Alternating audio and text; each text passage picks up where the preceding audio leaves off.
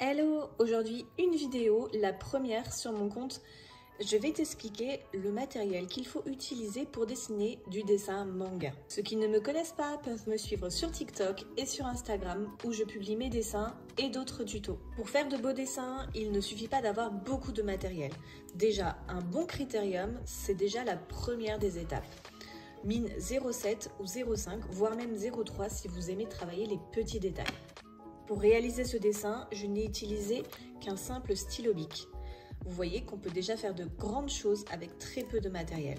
N'oublions pas aussi les gommes, des gommes blanches de préférence qui ne font pas trop de marques sur le papier. Le papier, parlons-en. J'utilise principalement du Bristol. Donc ça, c'est un bloc A3 qu'on peut trouver à Cultura. J'utilise aussi du bloc Bristol de la marque Canson ou Monali que vous voyez là, que l'on peut trouver à Cultura. Les Bristol sont très blanches et très lisses, absorbent pas mal l'encre, mais on peut faire de bonnes fusions, donc c'est pour ça que je le recommande. Une fois que vous avez fini votre sketch, vous pouvez encrer avec des liners. J'utilise plusieurs marques, je vais vous les montrer. Principalement, ces 3 marques de liner, mais il en existe beaucoup d'autres et testez-les pour savoir lequel vous convient le mieux. Nous avons le Micron Sakura, qui existe en plusieurs tailles et en format brush aussi. Copic que l'on peut retrouver en différentes couleurs. Là c'est sépia, mais il existe aussi du rose, du bleu, du violet, bref une multitude de liners de couleurs différentes.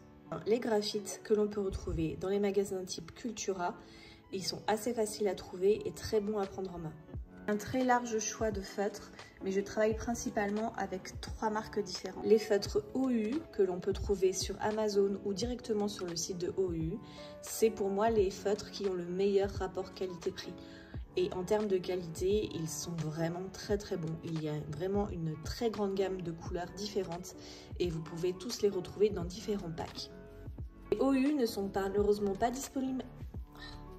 Les OU ne sont malheureusement pas disponibles à l'unité et pour le moment, il est impossible de les recharger. Nous avons aussi l'indétrônable Copic que l'on peut trouver en plusieurs gammes. Donc là, c'est la Ciao. J'ai aussi les Sketch. Donc ce sont des feutres qui sont extrêmement qualitatifs, qui contiennent pas mal d'encre. Ils ont des couleurs magnifiques que l'on peut trouver que chez Copic. Ils se rechargent et sont vendables à l'unité. L'inconvénient, c'est le prix. Ils sont relativement chers et des fois difficiles à trouver selon certaines couleurs. Enfin, nous avons les graphites qui sont très bien également.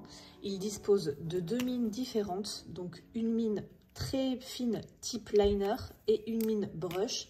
À savoir que moi je ne travaille qu'avec des pinceaux avec des mines type brush, c'est-à-dire des mines pinceaux. Ils disposent d'un excellent rapport qualité-prix et un réservoir assez conséquent. Le seul point négatif que je pourrais leur trouver, c'est qu'il n'existe encore pas assez de couleurs à mon goût. Pour faire la lumière et tous les effets blancs que vous pouvez trouver sur un dessin par exemple, j'utilise les Jelly Rolls de Sakura. Vraiment, ils sont top. J'ai vraiment un coup de cœur pour ces stylos gel parce qu'ils sèchent peu et vraiment sont assez résistants. Le stylo gel ne suffit pas, j'utilise alors une peinture blanche de Colorex de chez PBO qui est très bien et très couvante également. J'aime beaucoup dessiner au feutre, mais il m'arrive également d'utiliser des crayons de couleur et j'utilise les Prismacolor. Donc là c'est la boîte de 150, elle est très belle et très complète. Les Prismacolor sont des crayons très gras qui ont vraiment une très belle pigmentation. Le seul défaut que je pourrais leur trouver, c'est qu'ils sont assez fragiles et nécessitent d'être souvent taillés. J'utilise ces feuilles, les Straightmore Tonnette Tan. Ce sont des feuilles un petit peu colorées. On existe sous format sépia ou gris et elles ont un magnifique rendu avec les crayons de couleur. Et enfin, pour certains effets que je vous montrerai, j'utilise du pastel sec. Donc ça, c'est les 12 pastels de chez Faber-Castell. Il n'y a pas besoin de beaucoup de pastels secs, c'est juste pour donner un petit peu d'ambiance.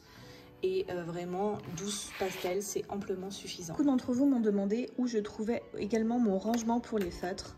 Donc là, c'est un rangement fait main, d'accord? Et là, c'est un rangement que j'ai trouvé, ce sont des empilables. Ils sont spécialement conçus pour les feutres et vous pouvez les trouver par 6 chez Amazon. Là, c'était une courte vidéo sur la présentation du matériel un peu, on va dire, indispensable pour dessiner du manga. Donc maintenant, si tu veux bien me suivre, Donc abonne-toi et comme ça tu auras plus de tutos et plus de conseils. À plus!